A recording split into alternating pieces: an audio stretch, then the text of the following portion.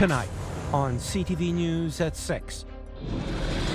He was just 8 years old. Gun violence needs to stop.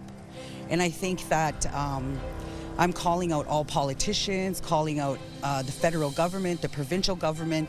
What are they going to do? A boy killed by a stray bullet in Toronto is laid to rest on Manitoulin Island. The crowds have been tremendous. I got some corn today. Usually I buy the duck eggs and all kinds of veggies. The North Bay Farmers Market is seeing a record-setting year.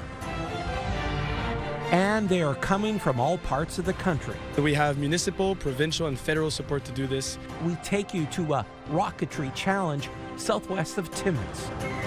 CTV News at 6 with Tony Ryma and Rick Wyman with weather. Good evening. So glad you could be with us on this Wednesday. Javet Roy was laid to rest today on Manitoulin Island after he was killed by a stray bullet in Toronto over the weekend. CTV's Angela Gemmell has our top story. This small community center was overflowing with mourners for the traditional ceremony to say goodbye to Javet Roy. Today is going to be a very hard day for everyone. This is the day where we say see you later. And we're not going to be able to touch, smell, hear him. His mother, Holly, is from the Wikwemkong unceded territory on Manitoulin Island. Family and friends, including many from Toronto, came to pay their respects and support the family. Now she's surrounded by everybody, but come 6 months from now, it's when she really will need her community. Cameras were not allowed to take footage of the traditional ceremony that included a feast, drumming, and sage burning. The funeral procession included local emergency services and Indigenous organizations.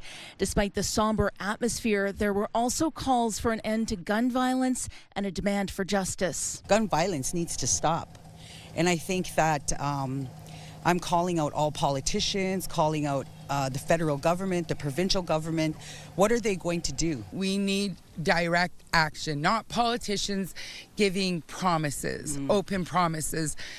If you want to help her, put the sign on the dotted line and help her. A GoFundMe set up to help pay for funeral expenses for the family has now raised $28,000. The procession traveled to a cemetery within the territory.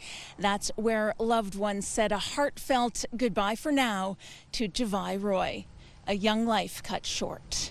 Angela Gemmell, CTV News, Wikwemkong. And a vigil will be held tomorrow in Toronto for the young boy, a tragedy that's prompting more people to speak out. Honestly, the whole situation, it's really messed up. It sucks that gun violence is such a common thing in the city. I wish that, everybody could take the time to think before they do, because senseless acts of violence always end up with, families that are sad, families that lost their loved ones. Javet is not the only loved one I've lost to gun violence. I've lost a few. It's sad to say that, but it's become a norm. It's become a reality for a lot of people. It's become normal. A candlelight vigil is planned for tomorrow from 5 to 8 p.m. outside the family's home. In other news, provincial police netted $200,000 in cocaine during a traffic stop last week. Police say they got a call about a possible impaired driver at a gas station on Henvey Inlet First Nation. When officers investigated, they found 2 kilograms of cocaine in the vehicle. A 28-year-old from Sioux Lookout was arrested and charged. 2 people have been arrested in Greater Sudbury after taking thousands of dollars from someone using the Grandparent scam. The Grandparent scam is when someone calls claiming to be your grandchild who needs money for an emergency. In this case, the caller told the victim they needed the money for bail, which they provided to 2 people who showed up to collect it on behalf of their grandson. Police received another call from a resident who said the scammer tried the same thing. The second victim didn't give them any money and was able to provide police a description of their vehicle. And police caught the suspects on Long Lake Road in Sudbury and found large amounts of cash, several cell phones, and fraudulent IDs. A 37-year-old man and a 46-year-old woman from Montreal have been charged with fraud over $5,000. Police believe there are more victims out there. New Democrat MPPs say Francophone education in Ontario could be at risk of meddling from the Ford government. Fauquier-Strickland joined a delegation at Queen's Park this morning, saying the province's controversial education bill could lead to violating Francophone charter rights. That story from CTV Sergio Rangio. A threat to Francophone education is a threat to our survival. They're taking Ontario's Bill 33 as a potential danger to Francophone charter rights to receive education in French, and particularly to manage their own school boards. Northern MPP Fauquier-Strickland joined a delegation of Francophone groups to call for the bill's repeal, one that gives the government more oversight over the province's school boards. We are here to remind Mr. Ford that Francophone do exist in Ontario and that a large part of our survival depends on our education system. Among the powers under Bill 33 would be for the Education Minister to launch investigations into school boards, issue directives, and even take control of school boards if those directives are not followed. The Francophone community worries that that could mean cuts to services and Anglophones directing French curriculum. The supervisor will be able to make all of the decisions regarding Francophone education without having to consult a single Franco-Ontarian. Adding that there are no mentions in the bill of intentions to respect charter rights, striking fears that an over 600,000 Francophone population could decline. If the government choose not to respect Francophone rights, they can expect action and pushback. There are over 480 Francophone schools across 12 French school boards in Ontario. Over 100 of them are in the Northeast. The province could not respond to the community's concerns for us by our deadline. Sergio Rangio, CTV News, Timmins.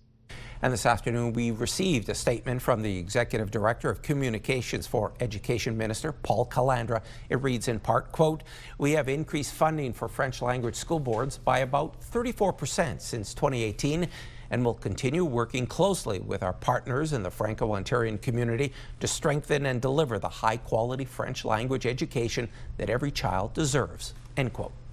There are more emergency room closures in Algoma. The North Shore Health Network says the emergency department at the Thessalon site is shut down tomorrow from 8 a.m. until 8 in the morning on Friday. So if you need care, head to Blind River, Richards Landing, or Sioux Area Hospital. For emergencies, call 911. Canada Post and the Canadian Union of Postal Workers are returning to the bargaining table today.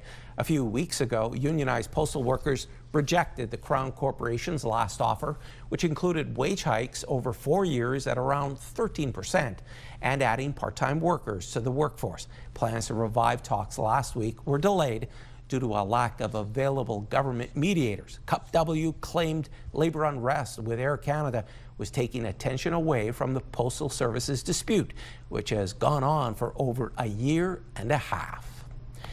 Now it's time for our first check on weather. A spike in temperature on this Wednesday. So, will it last? With that answer, let's bring in CTV's Amanda Hicks filling in for Rick Wyman. Thanks, Tony. Yes, we'll be seeing some summer weather as we head into the weekend, at least some very warm conditions as we head into the weekend. High humidex as well, too. There's still some summer left, even though we are heading into the last weekend of August, that's for sure. But then by the time we get to the end of the weekend, that's when things start to cool off a little bit. We'll start to see some more seasonal temperatures, potentially some chance of showers as we round out the weekend there, starting the work week as well too. I'll have more details on that coming up a bit later on, but for now, Tony, back to you. Thanks so much for that, Amanda. Municipal politics still to come on CTV News at 6. We have your weekly Mayor's Chair. Right now, though, let's take a look at Gillies Lake in Timmins. It's 23 degrees in the city with a heart of gold. We're back after this commercial break.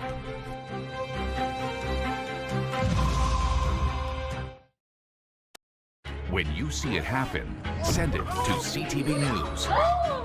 Text 10400. From your screen to ours. Text 10400.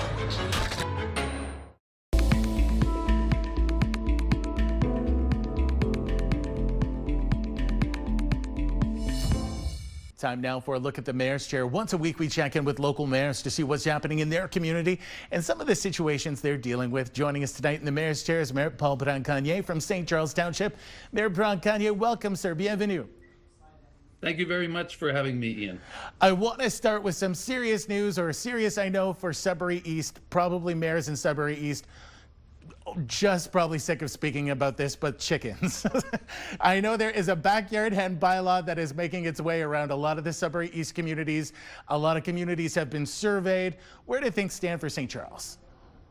Well, we're at one of the communities where it's been studied and looked at, and I know that in our rural community, believe it or not, the people that are more resistant to having backyard hens are not the people that are in town themselves, but people that are living in rural areas. I don't know if it's because they are more aware of the impact that having hens can have, but it's important to realize that having the backyard hens is not going to be like a large flock. I think they're talking about 4 to 5 hens, and the backyard has to have a minimum space. And so everything is being done to make sure the backyard hens are not a nuisance to any of the neighbors.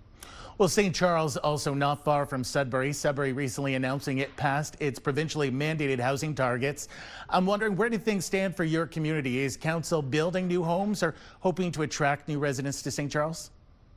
Well, I'm aware of several new private constructions that are taking place. And I'm happy to announce that we have a subdivision that has been worked on over the last couple of years. They added 2 new streets, and we have 5 new houses already built and lived in.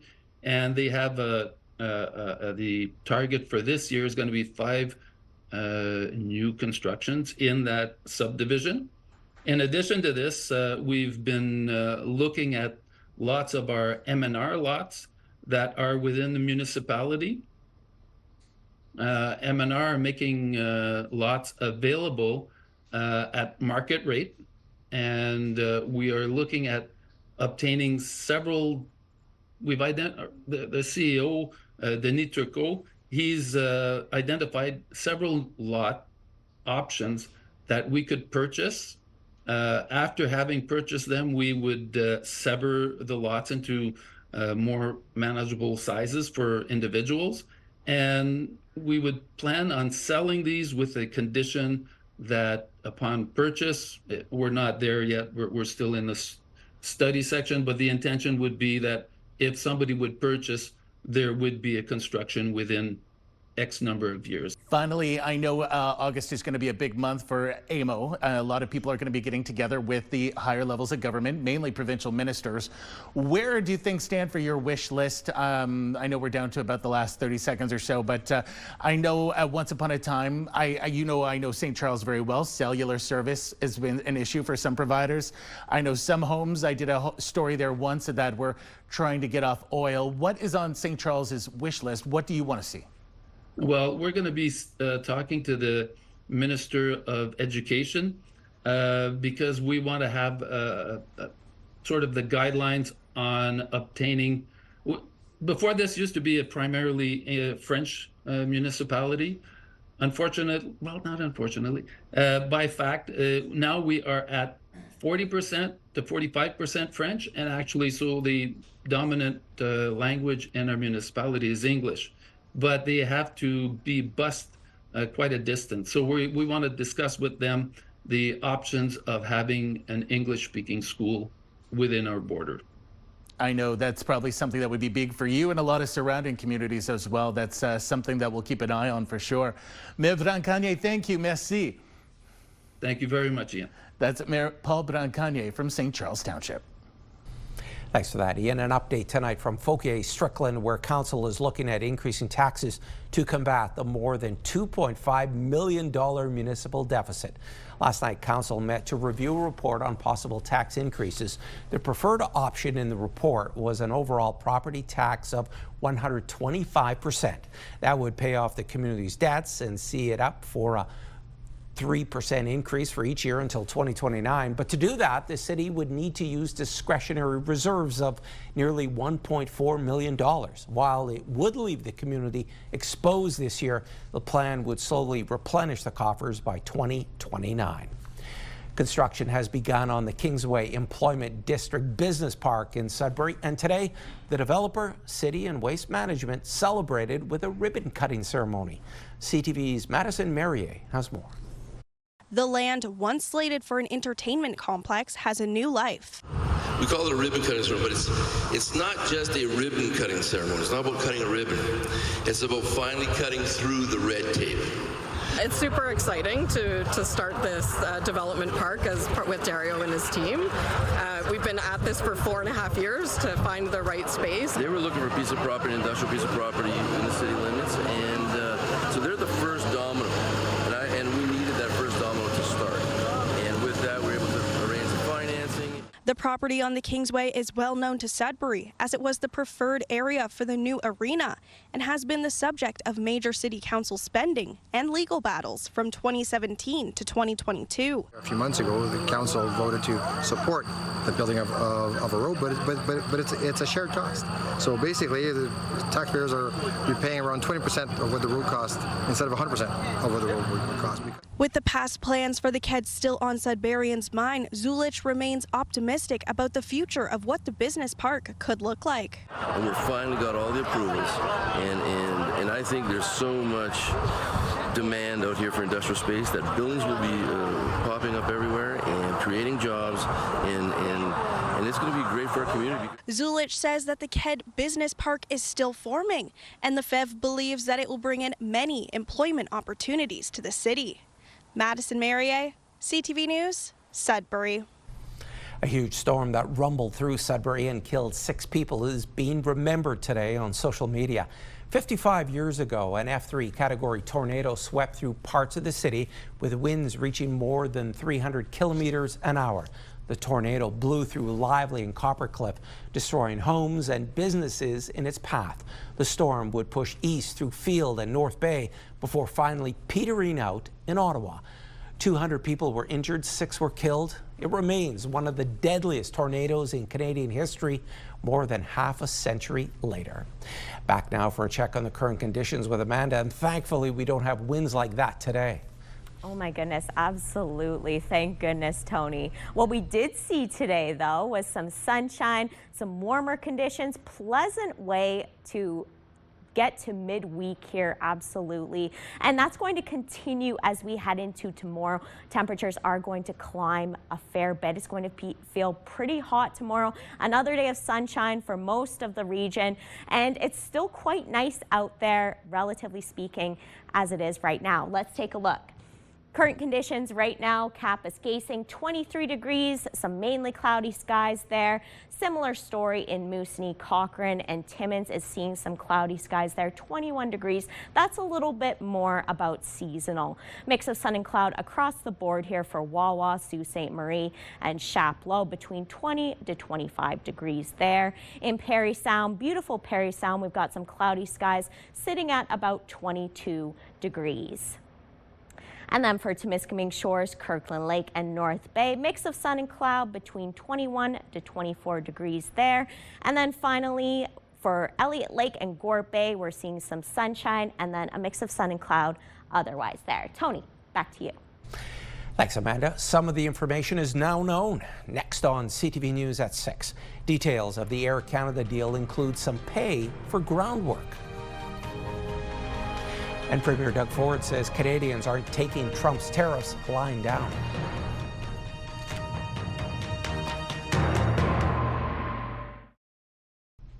We are learning more about the tentative deal the union representing flight attendants reached with Air Canada. It's a contract that lays out a plan to bump up salaries and put an end to unpaid work. CTV's Adrian Gobriel now on what we know about the agreement. With Air Canada slowly getting its fleet off the ground, industry watchers say parts of the proposed deal will leave some flight attendants deflated. They won't be able to afford the cost of living and living wage in Toronto and Vancouver. Air Canada and CUPE have yet to confirm the wage increase being offered, but multiple aviation insiders, including McGill University's John Graddick, say they've seen the numbers. 12% increase immediately for the junior flight attendants, 8% for the more senior flight attendants, and then progressively through the contract, 3.5%, 3%, and then 2.5%. Though the pay grade for cabin crew with less than 5 years of service will still fall short of what some U.S. carriers offer their staff who work out of major hubs. If you happen to live in LA, if you happen to live in New York, or happen to live in Chicago, we're giving you an extra $2,000 a month. And that should get you up to a living wage in those cities where you have a high cost of living. Air Canada flight attendants haven't been receiving an hourly wage while checking in passengers. CTV News has confirmed that the airline is now offering 50% of their hourly rate as ground pay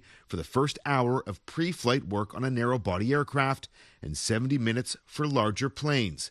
The ground pay rate will increase to 70% by the time the deal expires in 4 years. The flight attendants at Air Canada felt that this was a negotiating element of their contract that they could get a lot of Canadians to support. Air Canada's offer of ground pay follows a similar move already made by Delta Airlines in the U.S. It could trigger similar demands by flight attendants at other Canadian carriers. WestJet's contract with its cabin crew expires at the end of the year. A source tells CTV News that CUPE began presenting Air Canada's offer to their members this morning. Voting is expected to be completed by the end of next week. Adrian Gobriel, CTV News, Mississauga, Ontario. Ontario Premier Doug Ford is once again taking aim at the U.S. president, saying Canada isn't going to take Donald Trump's tariffs without a fight. Well, this guy's not going to stop. You can either run away or, fall down and wave the white flag. We should never do that. We should hit him back twice as hard, and I've said this to the Prime Minister. If you roll over, no, let's start hitting back. Start hitting back hard. Again, we do $359 billion of products we buy off the U.S. And a tariff on Canada is a tax on Americans. He has a rude awakening. We aren't going to roll over. We aren't going to kiss his backside. We're going to fight like we've never fought before. Ford announced a new $70 million investment to protect workers affected by U.S. tariffs. The plan aims at expanding training and employment services for workers affected by or at risk of layoffs. Ford says Canada needs to fight back against U.S. tariffs and invest in workers closer to home. Since U.S. President Donald Trump declared a crime emergency in Washington, D.C. 9 days ago, hundreds of armed National Guards have been called in to patrol, even though local officials say crime has actually gone down. CTV's Judy Trin reports now from Washington. An angry welcome for 3 of Donald Trump's top officials as they walked into Union Station to greet the National Guard. The concerns of protesters were dismissed. We do not have to allow our cities to be taken over by violence and by disorder and by chaos. The voices that you hear out there, those crazy communists, they have no roots, they have no connections to the city. But the organizers of this protest are from the city. We're under a military occupation of our city. This is fascism, this is racism, it's directly targeting Black and brown and working class communities in D.C. Last week, Trump, citing a crime emergency in Washington, D.C., took over the local police force and called in the National Guard. Since then, the White House says nearly 500 people have been arrested and more than 20 homeless encampments have been dismantled. Hundreds of National Guard members have been stationed near subway stations and national monuments. Sometimes our mere presence has a deterrent effect on criminal activity, and that's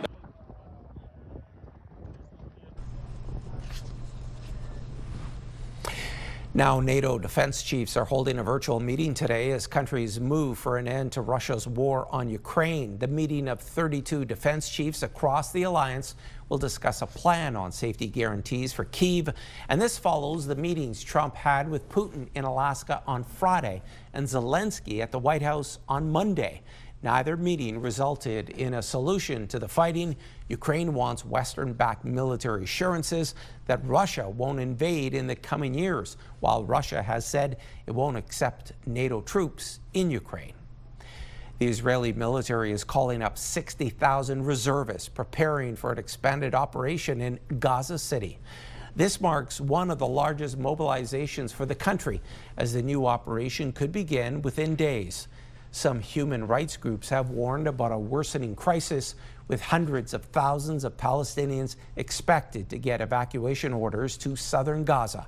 Israel will reportedly be sending troops to parts of Gaza City where it believes Hamas militants and tunnel networks are still active.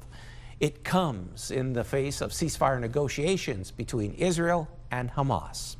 And Israel gave final approval to a controversial West Bank settlement project that would essentially cut the territory in two, preventing a direct route between the cities of Ramallah and Bethlehem.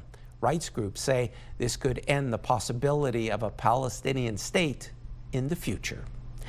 And we have more news still ahead, but first, here's your full weather forecast with Amanda.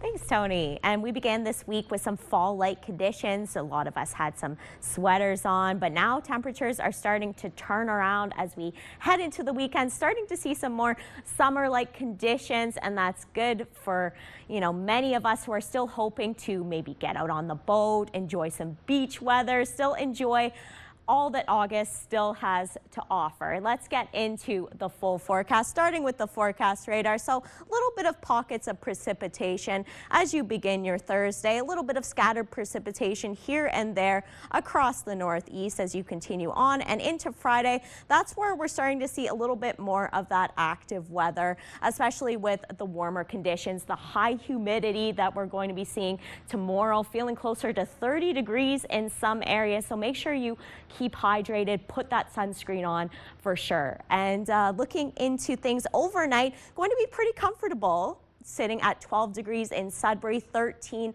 in Sault Ste. Marie, 11 degrees in Timiskaming Shores, and 13 in North Bay. Partly cloudy skies across the board, so pretty comfortable for sleeping. Chance of showers in Moosonee, 12 degrees there, 11 degrees in Wawa, 15 in Gore Bay, a few clouds, and then chance of showers in Parry Sound. 7-day forecast starting with Sudbury, Nickel Belt. Humidex 28 degrees for tomorrow, mix of sun and cloud continuing on into Friday. Chance of showers back-to-back Saturday and Sunday, continuing on into Monday. Temperatures fall to 15 degrees on Monday, single-digit lows, 8 degrees there on Monday, 9 degrees on Tuesday, and then getting up to 19 with a mix of sun and cloud. For Sault Ste. Marie, Algoma, Humidex feeling like 31 tomorrow, mix of sun and cloud, chance of showers on Friday, high of 25, 22 on Saturday, 19 on Sunday, chance of showers there, and a chance of showers on Monday as well. For Timmins, Cochrane, Kapuskasing, 26 for tomorrow, feeling much warmer with the Humidex, chance of showers on Friday and throughout much of the weekend, though stronger chance on Saturday and Sunday, high of 20 degrees on Sunday, chance of showers on Monday, high of 14. Temperatures starting to get a little bit cooler as we get to midweek. For Timiskaming Shores, Kirkland Lake, 26 for tomorrow, feeling like 31 with the Humidex, mix of sun and cloud. Mix of sun and cloud on Friday as well to begin the weekend. Chance of showers back-to-back Saturday and Sunday, 22 on Sunday, and a chance of showers on Monday, high of 15. So feeling a little bit more fall-like as we get into the work week there. And finally, for North Bay, West Nipissing, 26 for tomorrow. Some cloudy breaks there. Sunny skies on Friday. That looks like it's going to be a pretty nice day there. Start the weekend off with maybe a barbecue. High of 26 degrees. 22 on Saturday. Chance of showers. Chance of showers on Sunday as well, but we might see a few sunny breaks there. High of 22. Chance of showers on Monday, high of 15. So Monday appears to be the coolest day of the next 7 days. And then by Tuesday, mix of sun and cloud, high of 18. The normal for this time of year is 23 degrees. And then let's get to today's weather picture of the day that was sent in by Lynn Seed. And from Little Current, the sunset on Low Island. What a stunning picture, Lynn. Thank you so much for sending that in. That's soaking up those last few moments of summer in a fantastic way. Anytime you want to send in those pictures, feel free. We love to see that. And then for I am in covering for CTV's Rick Wyman. He's going to be back in next week. He's going to be covering the HSN 50-50 draw, so make sure you tune in. There's more news ahead. Stay with us.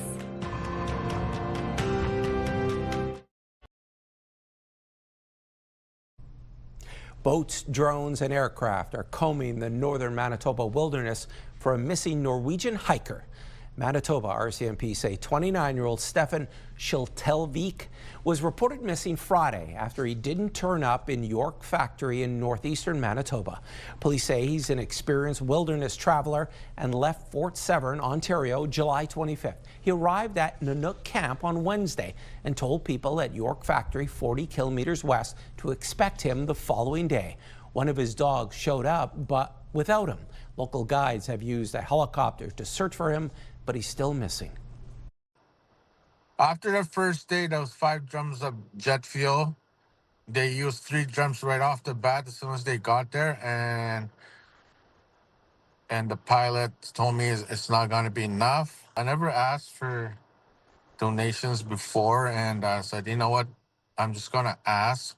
You know, we need to get this done. We have to find this young man. We can't stop the search. We just have to keep going and going and going. Conservation officers and RCMP have since joined the search, but without success. It was an incredible discovery made during excavation work for the new Pacific National Exhibition Amphitheatre in BC. Historic military artifacts lost more than a century, and now they've been returned to the Canadian Armed Forces. These are some of the oldest guns that are in British Columbia.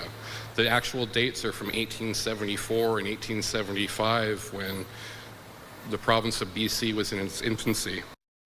More than a dozen guns and cannons were uncovered earlier this year at Hastings Park in Vancouver.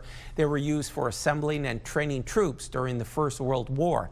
2 of the cannons will remain on display at the PNE this year.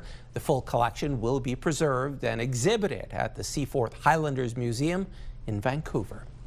Canada's largest student rocketry challenge is taking place this week on Matagami First Nation, southwest of Timmins. Around 400 students are testing rockets they built and are blasting off for the very first time. CTV's Lydia Chubak reports.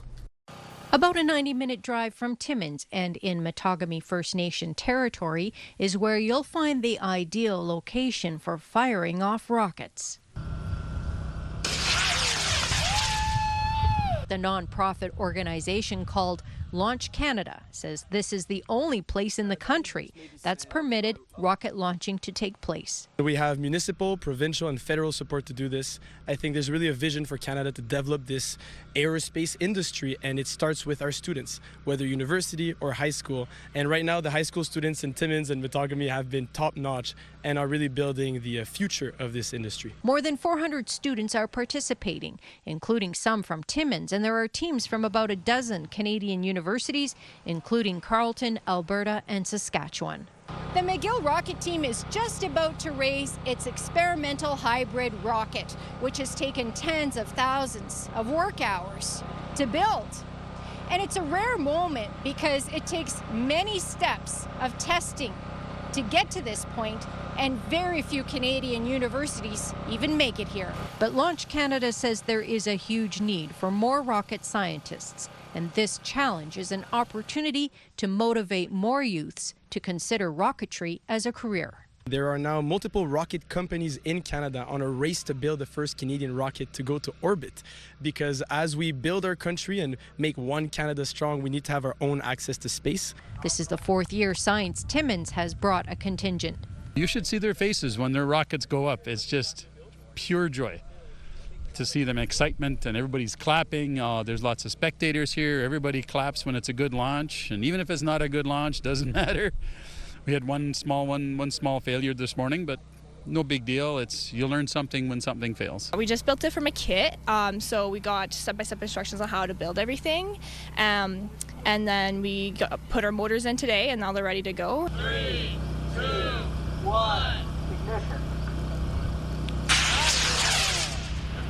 Even though LaPointe says she wants to be an orthopedic surgeon, she says learning about rocketry teaches her how to be more innovative. Lydia Chubak, CTV News, Matagami First Nation. Robots designed to look and move like people are being used to address critical challenges in hazardous industries, and soon they're expected to be a $15 billion industry of their own. CTV's Spencer Turcott has details. A quick stretch of the fingers. The range of motion is incredible. And these robots are ready to work. A humanoid robot is a robot that matches the human form. At Mercy Robotics in Cambridge, Tariq Rahim and his team have developed human-like robots that can do human tasks. Everything is Mercy designed, and we're really proud of it. Mercy says their robots are already addressing critical Canadian challenges like gathering data for remote First Nations water plants, providing support in aging care facilities, and filling essential roles in precarious industries. These robots are going to tackle the repetitive, monotonous jobs. And most importantly, they're going to handle the backbreaking labor that humans should really not be doing. Rahim says people shouldn't worry about the humanoids taking human jobs. They may replace some roles, but he says with any emerging technology, new job opportunities arise. That's backed by global humanoid robot market projections, which show it growing from $2.92 billion this year to $15.26 billion by 2030. And those are the most conservative estimates, so I wouldn't fear too much about a dystopian future with no employment opportunities. The robot moves around on wheels with the help of a joystick. The reason we do wheel designs is because they're inherently stable. You cannot knock this guy over. In the manufacturing sector, Canada ranked 12th in robot installations behind countries like the US and Mexico. Yet Mercy says they have the tech to catapult Canada to the top of the world rankings, in an industry they believe will have the same impact as the automotive revolution. But above the impressive technology, they have the passion to match it. In a way, it's the most rewarding feeling ever. So I imagine that's what having children feels like. Spencer Turcott, CTV News, Cambridge. A battery-powered train has set a new world record for the longest journey on a single charge. It traveled more than 320 kilometers between Reading, London, and Oxford. Great Western Railway says this proves battery trains could be a viable alternative to diesel trains in the future. The record was achieved while the train was traveling between 48 and 64 kilometers per hour and without heating. The company says more than 190 kilometers could have been achieved traveling at full speed. Bumper crop still to come on CTV News at 6. The North Bay Farmers Market is having a great year, so what's behind the record-setting numbers? This summer's Farmers Market in North Bay has seen its busiest year on record. CTV's Eric Tashner explains what's driving this year's success. The Buy Local and Buy Canadian movements haven't lost their mojo at the North Bay Farmers Market. I got some corn today. Usually I buy the duck eggs and all kinds of veggies.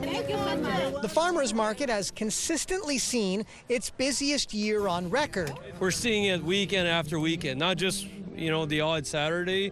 It's been very consistently super busy. There are three major factors attributed to this. A strong growing season in the fields. The pandemic 5 years ago began the push to buy local. Now tariffs and U.S. rhetoric threatening Canada's sovereignty has pushed Canadians to change their spending ways. Here I buy Canadian and I know it's fresh off the farm and I'm a farmer's daughter, so it really helps. We have locally, as opposed to going to, it's like a big box store. That's why we like to come here. It's much bigger than it used to be years ago. Years ago, it was just a couple of vendors.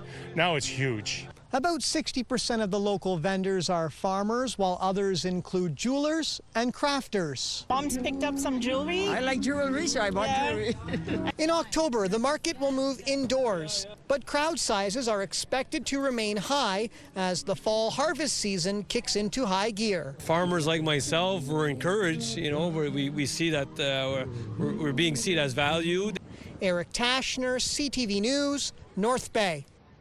Florida orange juice imports to Canada have fallen to their lowest levels in more than 20 years. The declining imports highlight the changing tastes of Canadian consumers. The ongoing trade war between Canada and the U.S. is playing a significant role, but is not the only factor. Weather and disease have made a difference in limiting the amount of the export available. Consumers paying more attention to a product's sugar content is also affecting sales. If you're in the midst of getting the kids ready for back to school, don't forget to check their eyes. As CTV's Pauline Chan tells us, eye exams are covered by OHIP, but few kids take advantage of the service. If I had not seen an issue in Nash's eye, it would never have been on my radar to take him to get an eye exam so early in his life. In fact, only 17% of infants or toddlers get their eyes checked. And in school children, the number is only slightly better, 33%. So we recommend that children start getting their eyes checked at 6 months of age and then annual from 2 years old onwards.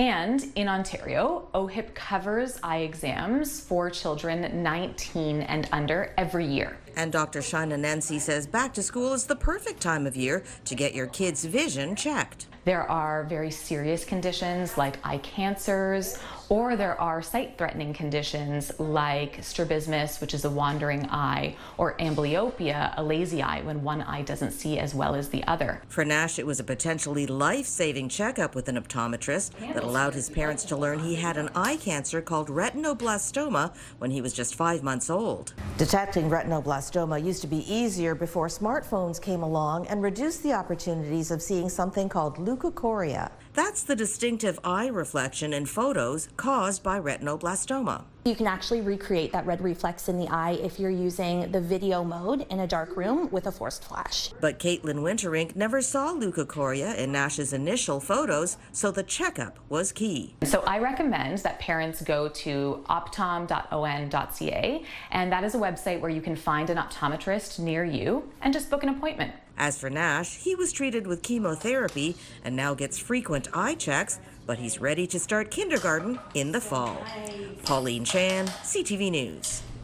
Sudbury's mayor was filling backpacks today to help youth in the community start the school year off right.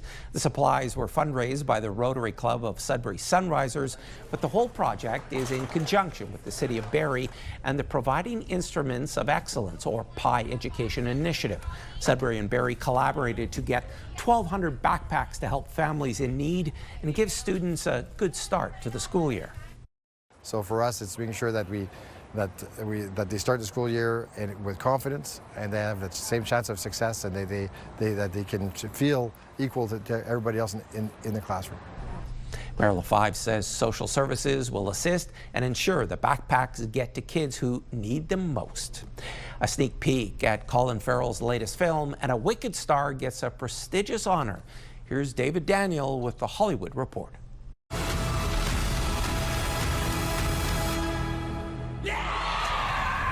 Colin Farrell presses his luck in his latest film. The actor plays a gambling addict trying to pay back his casino debts in Ballad of a Small Player. Tilda Swinton co-stars in the psychological thriller, which arrives in theaters and on Netflix in October. Cynthia Erivo has a new reason to celebrate. The actress will receive the Santa Barbara Film Festival's Kirk Douglas Award for Excellence in Film. The Oscar-nominated Wicked star already has a Tony, Grammy, and Emmy to her name and will be honored at the annual event in December.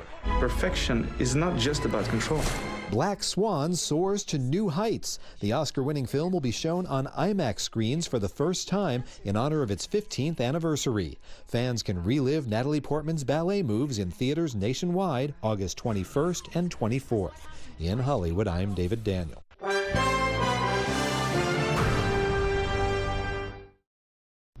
Small businesses are struggling to survive the ripple effects of the trade war, and they are looking to Ottawa for help. BNN Bloomberg's Marella Fernandez has more on that and other business headlines. Canadian small business owners are being squeezed by the trade war. The Canadian Federation of Independent Business says 59% of the owners they polled are affected by steel and aluminum duties. It is not only raising costs, but cutting revenue. About 1 in 5 small business owners says they won't last another 6 months without help. More of a mixed day on the markets. A small dip for the Canadian dollar to 72.08. West Texas Intermediate is up, hitting 62.71. Western Canadian Select is down more than $1 to 48.44. And the TSX moved up 54 points today.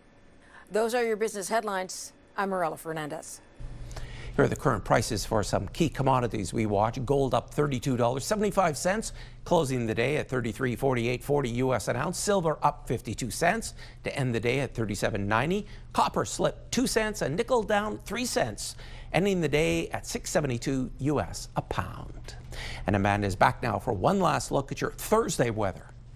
It will be hot and humid for tomorrow, Tony. Those are the two words I'm going to use to describe tomorrow. Let's get into it. Sudbury, Timmins, Sault Ste. Marie, mix of sun and cloud between 25 to 26 degrees.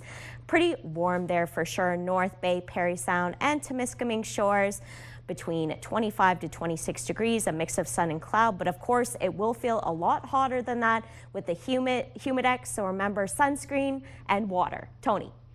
Thanks, Amanda. Northerners have been lucky in the lottery this summer.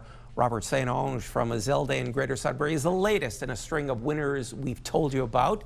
He won $100,000 playing Plinko. Congratulations, Robert. And healthcare in North Bay won big at the Osprey Golf Tournament in Callander yesterday.